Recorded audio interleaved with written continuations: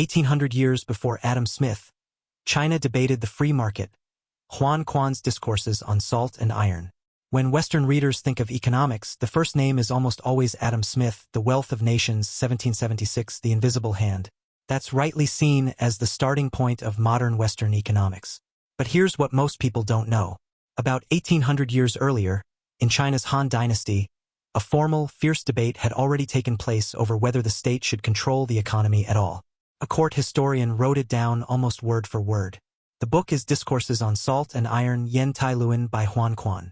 Outsiders often picture ancient China as purely agricultural, looking down on merchants with no real grasp of economics. The truth is the opposite.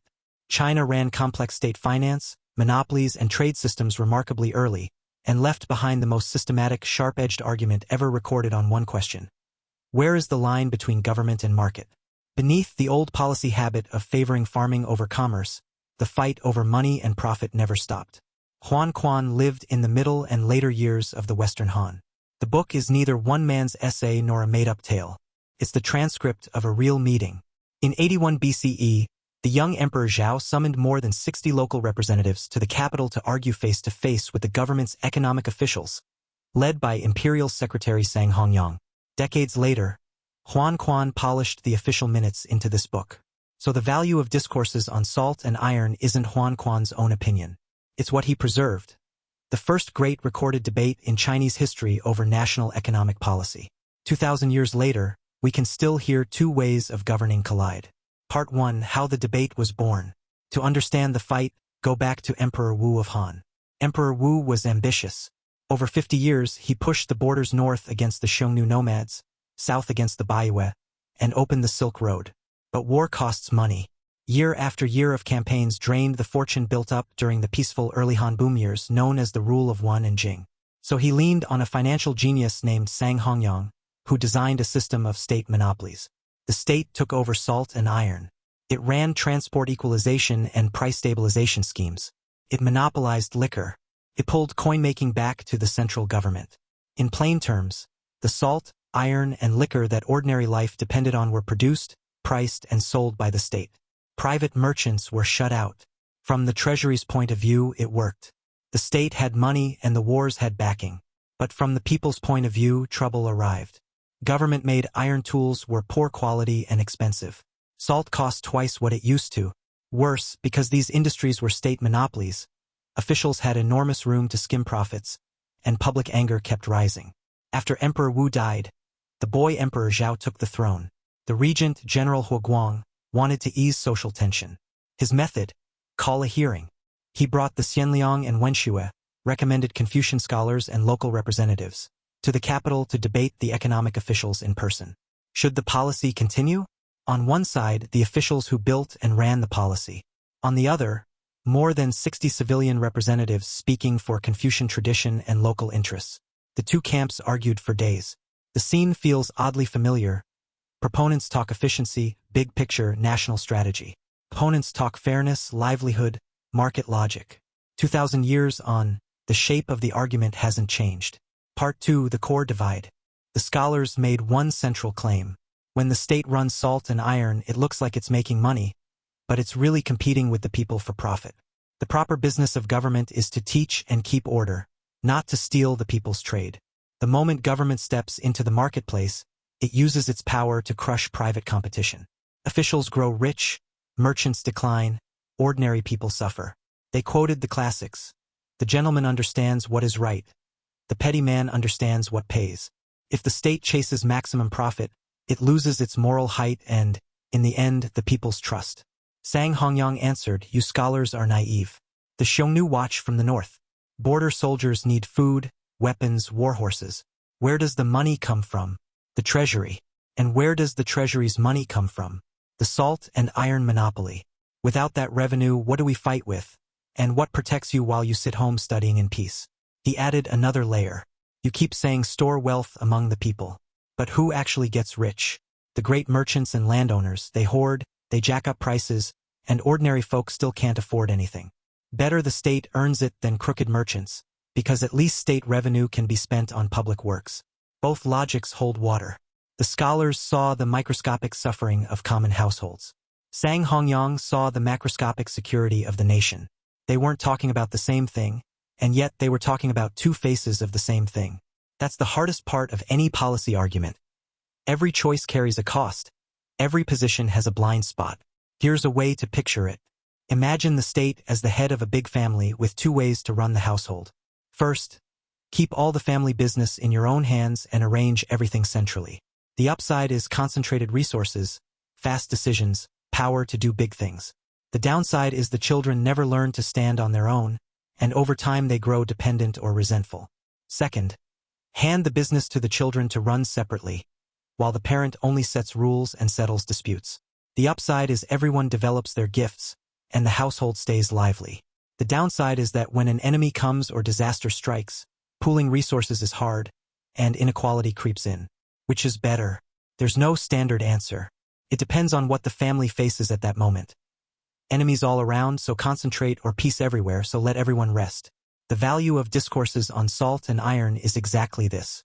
It lays both ways of thinking side by side and lets you look, judge, and weigh for yourself. Part 3: The Sharpest Clashes. The scholars offered concrete examples.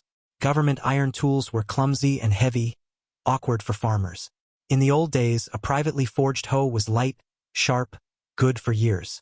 Now the government hoe broke quickly, and you couldn't repair it yourself, you had to buy a new one from the state. Salt was the same. Private salt used to be good quality at a fair price. Now official salt was harsh and costly. Sang Hongyang admitted real quality problems and management holes. But he insisted those were execution problems, not system problems. Tighten oversight, punish corruption, and it can be fixed. Does that sound familiar? The direction is right, only the execution went off, a line we still hear today. That opens a question worth sitting with. A policy looks perfect in theory but keeps failing in practice. Is the problem the policy, or the people carrying it out?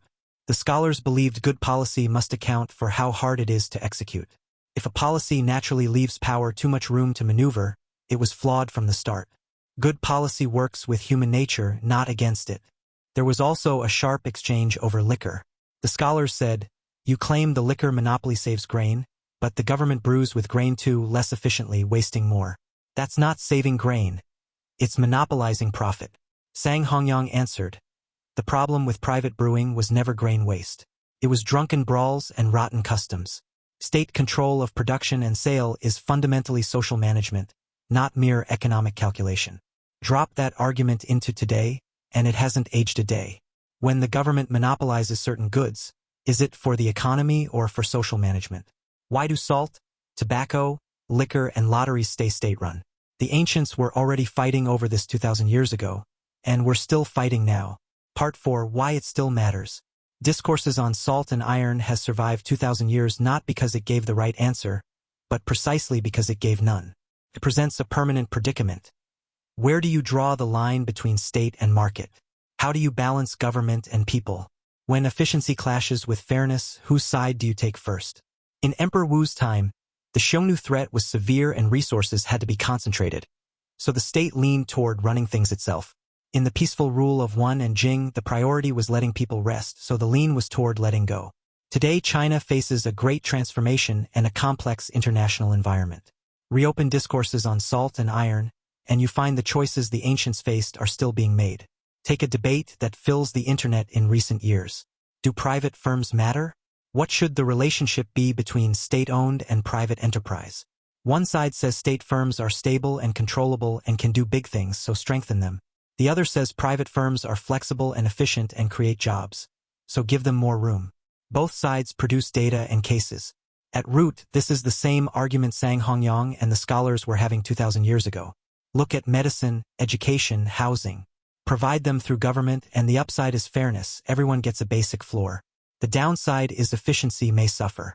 Allocate them through the market, and the upside is efficiency and choice. The downside is sharp inequality, and the basic needs of the bottom may go unmet. Every one of these fights was rehearsed in Discourses on Salt and Iron. The book also touches a deeper question, the relationship between the state's money and the people's money. Sang Hongyang's logic was state rich first, then people rich. Only a wealthy state can provide better public services, and in the end the people benefit. The scholar's logic was people rich first, then state rich. When people are wealthy, they willingly pay taxes and the state won't be poor. Both are sound. The difficulty is that at a given moment you must choose, and choosing wrong is expensive. In Emperor Wu's late years, common people were exhausted and social conflict boiled over. Without adjustment, the consequences are unthinkable. But if you had abandoned concentrated resources at the height of the Xiongnu threat, the border might have broken long before. So reading Discourses on Salt and Iron isn't about finding a universal right answer. It's about building dialectical thinking. Every policy has pros and cons. Every choice gains something and loses something.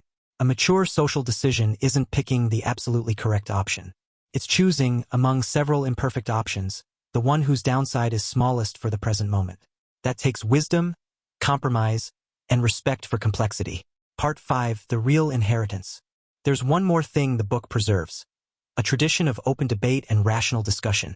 Something like a public hearing, 2,000 years before the term existed. 2,000 years ago, the court was willing to bring local representatives into the capital, argue the great policies of the state face to face, allow dissent, even criticize sitting policy. That open posture is itself a precious inheritance. Argument is not the problem. Argument is the necessary process of finding common ground.